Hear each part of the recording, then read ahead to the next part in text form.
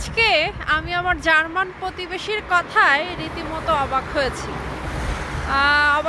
এই কারণে জার্মানরা যে কী পরিমাণে ভদ্র তার কথা শুনে আমি সেটা বুঝতে পারলাম। আমি প্রতিদিনের মতো আমি আমার গার্ডেনে কাজ করছিলাম।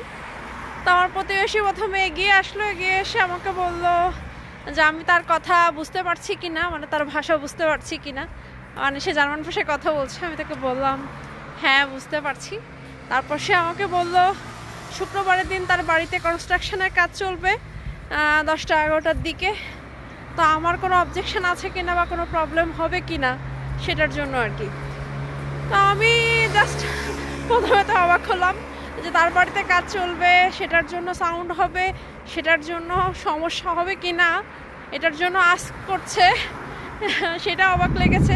কিন্তু আমার যেহেতু কোনো সমস্যা নেই, আমি তাকে বললাম যে না কোনো সমস্যা নেই। ও আচ্ছা, বলে রাখা ভালো আমি অনেক অসামাজিক একজন মানুষ, যার কারণে কোনো প্রতিবেশী বন্ধুবান্ধব এই ধরনের ব্যাপার স্যাপার আমার লাইফে খুবই কম।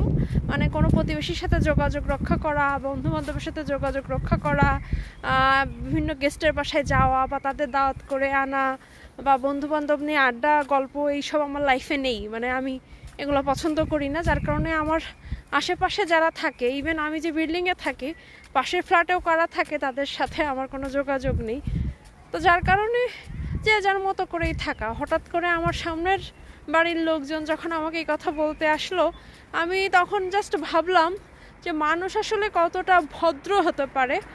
আমাদের দেশে ছাদ ঢালাই বলেন বা কনস্ট্রাকশনের কাজ মাসের পর মাস ধরে হতে থাকে, মাইক বাজানো বলেন, বিভিন্ন ধরনের অ্যাক্টিভিটিস চলে যেগুলোতে সাউন্ড ক্রিয়েট হয় লাউডলি এবং মানুষের অসুবিধা হয়।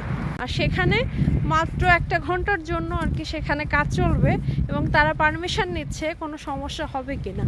আসলে ব্যাপারটাই আমি অবাক হওয়ার কারণ আরও একটা আছে, সেটা হচ্ছে আগে তো হোস্টেলে থাকতাম, সেখানে বিভিন্ন দেশের মানুষজন ছিল, হই হুল্লোড় করা, স্টুডেন্ট হোস্টেলে আসলে কোনো ব্যাপার ছিল না। এখন যেহেতু আলাদা বাসা নিয়ে থাকি, তো বাসায় আশেপাশে সব জার্মান প্রতিবেশী, তো এই জন্য আর কি একদম কিপ সাইলেন্ট পরিবেশ সব কিছু। তো এই জন্য আরও বেশি অবাকছি। আচ্ছা, আপনারা যারা বাড়িতে কনস্ট্রাকশনের কাজ করেন, আপনারা কি, আমার এলাকায় মানুষজন তো জানি এটা নিয়ে কোনোদিন কোনো কিছু করে নাই, তারা তাদের মতো করে কাজ চালাতো। আপনাদের এলাকায় কি কীরকম কোনো সিস্টেম আছে, মানে আগে থেকে ইনফর্ম করা বা আগে থেকে প্রতিবেশী সমস্যা হবে কিনা জেনে নিয়ে তারপরে কাজ শুরু করা, এই ধরনের কোনো ব্যাপার স্যাপার আছে কিনা কমেন্ট করে জানাবেন।